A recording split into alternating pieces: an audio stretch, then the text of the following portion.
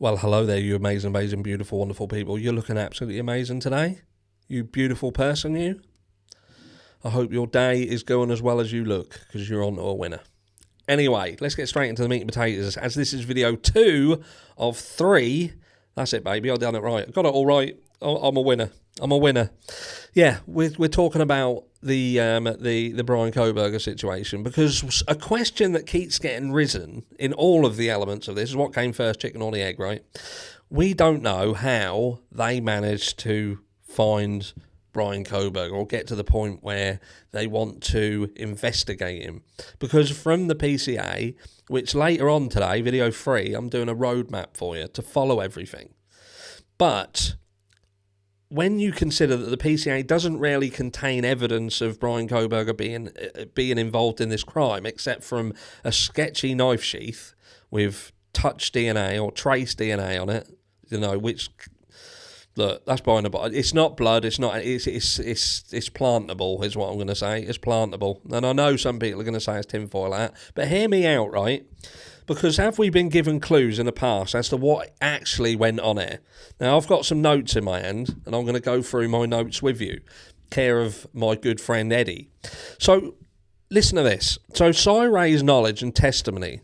In fact, what we need to do is look at something first, right? I'm going to go through something with you. Let me just bring this up on the screen. So, can you all remember this, right? So the grand jury that Bryan Kohberger's parents were involved in, right? Sister of missing Pennsylvania woman breaks silence on Bryan Kohberger connection after the Idaho murders. Suspect's parents were called to testify in the cold case. Idaho murders suspect Bryan Kohberger is not connected to disappearance. Dana Smith, 45, went missing from family home on May 28th, 2022. Her remains were uncovered 30 miles away on April 27th, 2023 in Stroudsburg. The sister of missing Pennsylvania woman says Idaho murder suspect Bryan Kohberger is likely not connected to the disappearance of her sister, despite his parents being called in to testify. So, for those of you who can't remember, Bryan Kohberger's parents had to be part of a grand jury, and it was regarding this case, right? So, just remember. So in the hearing, Cyrus stated the FBI were physically tracking Kohberger with surveillance vehicles. Are we all in agreement that that's what was said? The FBI was contacted on the second morning to assist in the investigation. They had his name much earlier than realised, believing he may have killed previously in Pennsylvania. As previously discussed, they thought Kohberger may have been an interstate serial killer due to his relocation to Pullman. Physically tracking BK by the FBI tells us they knew exactly where and when he was at all times. This also explains why phone extraction data was requested from January the 22nd to December the 22nd. Find something, anything on this bastard. We assumed he may have been involved in both occurrences, but we were wrong. Recall the construction of Payne's PCA to find him in front of the King Road residence, which then led to the insisted stalking, and the phone being turned off to conceal his location, then to commit the homicides. Because what does his phone off-grid say, if you like, off the network, It's basically saying that we can't track him. It's saying we don't know where he is. So then they have to try and bend it so you believe in the absence of evidence being evidence, when the real thing they're trying to do here is concealment. And that is to say that he's not on there, so you can't find out where he is. The downside is I don't think they really thought that this was going to blow up as much as it did, and perhaps likely way back then they had no idea that someone like Ray would come along and call them out on the data. We got him, but then we don't have him. 1, we have a falsified PCA. We do have a falsified PCA, and if you want to argue with me, then let me know down below. Tell me now that PCA is not falsified. There isn't stalking. The absence of evidence isn't evidence in itself. In fact, the absence of evidence is just evidence that Bryan Kohberger didn't do the crime. Yes, we have a knife sheath, but that knife sheath is far from a fucking home run and is questionable. Falsified warrant, falsified arrest, because ultimately the warrant's false because the information that was handed over to try and get the warrant in the first place was fucking bollocks. It was rubbish. There was no phone pings in the area. The car was identified as not being his car. Come on, man. Falsified, no reporting to the network. Jailed without bail. No support and evidence to levy murder charges. He was not in the area.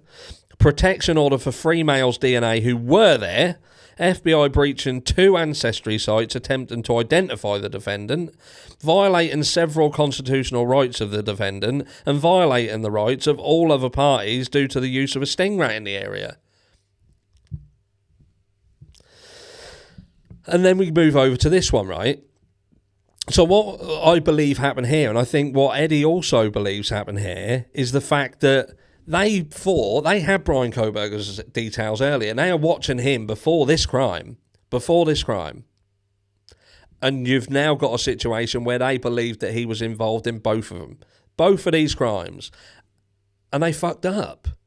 Why did many people turn around and say, and again, this is what came first, chicken or the egg, did the connection to Dana Smithers, for instance, come after this crime? Did it or did it not? Or did they consider it earlier? Bearing in mind what we're saying, that the FBI were involved in Dana Smithers and didn't think to consider anybody like Bryan Kohberger coming from the area, looking around with his background. Did they look into his background? Have to ask. What, he didn't come up on the radar at all? Or was he well and truly on the radar? And then he moves out the area, which then pricks curiosity, because you have a murder, you have a body found, and then you have someone leaving the area and going to Washington. Just asking a question. The state's hit job, right? Notice the filing by Ashley Jennings doesn't include the stop by the female WSU officer, because we know there was another officer. We saw the video, didn't we? We saw that. Why not? Because the stop in Moscow was intended to demonstrate Kohberger was in the area on several occasions before the attack. In Idaho, a traffic stop is defined as stop and identify, which is, on request by the officer, the detainee is required to present driver's license, registration and proof of insurance. Beyond providing the requested information, a detainee isn't required to prove... Detainee isn't required to provide, as in this case, to provide the 8458 phone, unless the officer has reasonable suspicions which must accompany the reason for requesting Kohberger's number. Kohberger wasn't arrested, so the officer had no reasonable suspicion to ask for the phone number. Requesting a detainee's phone number without cause for suspicion is a violation of the Fourth Amendment, also observed by Idaho statute. Therefore, we understand Kohberger's compliance with Duke was initially met and exceeded by giving Duke his number. Kohberger's address was on his license and was about 6 miles from his apartment. The ticket was photographed and visually observed. The stop was at the intersection of Pullman Highway and Farm Road. It was for seatbelt violation and amount of fine, very small fine. Duke had no reason for requesting his number due to a seatbelt violation. Likely during their conversation, Kohberger stated he was attending WSU. Do not think defence and investigators know the report off the network was not true, when in fact you and I know law enforcement did provide forensics otherwise in the PCA, which is now known to cover more than the 3 to 5 a.m. timeline. We know this, so we can be certain defence investigators and prosecutions also know this. Further, knowing law enforcement had his location in an adjoining tower, and knowing it appears to Hitler, the FBI went through the back window onto ancestry sites, there is the question again, why did they need the father's DNA to provide more than the tip when they alleged the tip was the reason to further investigate Kohberger? The actual tip, known and confirmed by law enforcement in the PCA, implicates and incriminates law enforcement. If there are suspect vehicles accessory to or involved by transportation in the commission of a crime, they are the Elantra on Linda Lane and the white BMW X5 seen doing a 3-point turn at the dumpster. Nevertheless, the Elantra on Linda Lane isn't Kohberger's car. That was a private joke, that was. I thought I'd seen a flash to the Elantra, but it was back-up lights when the car was in reverse. Yet the car appeared to stop and go in the direction it came from. DoorDash or the suspect car waiting to pick up the attackers. We don't know, but the cars may have been a smokescreen because no cars were used as transportation to the house, but the attackers were on foot. The reason? The screen was an Elantra, which wasn't Kohberger's seen on Linda Lane. Ashley Jennings stated they are going to use the traffic stop by Duke as it has the advantage of knowing Duke violated a defendant's Fourth Amendment right by attaining his phone number without suspicion for a seatbelt violation, $10 fine. Do we not understand the case had no grounds for a case? Query of his phone revealed everything on the phone, which would have included his physical appointment soon after the homicides. I suspect Kohberger knew he was being framed, so he made an appointment for the exam. He knew he was in the area and had a white Elantra, so he would have had reason to think they may blame him, making the appointment to document no injuries. Hitler knows by now Off the Network was a lie, which was specifically designed to deceive Meghan Markle to get the arrest warrant. So there's a lot to take in there. There's a lot to take in. And again, we're going to do a live and we're going to go over everything soon. The video that I'm going to do later is going to be a timeline. But what you've got to understand here is it's all right when we talk about who did this crime, and I know that there's content creators out there who are trying very hard to find out who did this crime, but that and again, I said this previously, that ain't our job. It's not our job. You can do it, you can try and do it, but ultimately you can't do anything. You can't do anything. You're not law enforcement, so you have no authority to do anything apart from show people what you think happened. But what we can do as a collective, and what we can raise as a collective, is that Bryan Kohberger didn't do this crime. And that's the important thing, because if enough people throw enough stuff out there and try to make people who do have influence understand what is going on here, hopefully it can help prevent an injustice here or in the future. But there are so many people who still feel that Bryan Kohberger is guilty of this crime, yet they can't understand anything to do with this. They can't understand anything to do with the case. They're still convinced by the likes of Ashley fucking Butfield and News Nation and Dateline and the Gonsalves family, the kill kits and pinging in the area, touching Wi-Fi, all these fucking things. Look at the documents. Look at what has happened. Look at the PCA. Read the fucking PCA. Look at what was said about the car.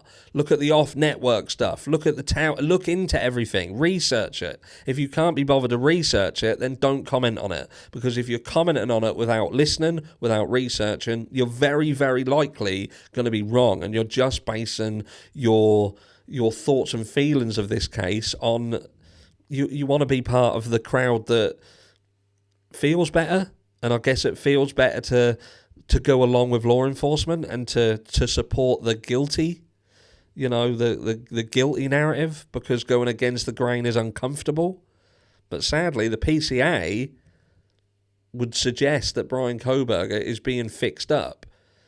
And from what we've learned about the Dana Smithers stuff and the fact that there was potentially another murder around Bryan Kohberger that they potentially felt that he was involved in, it's very, very likely that was the catalyst to what led them to being, we always thought that someone pointed the finger at Bryan Kohberger. Was it the FBI? Let me know down below, and I'll catch you all in the next one.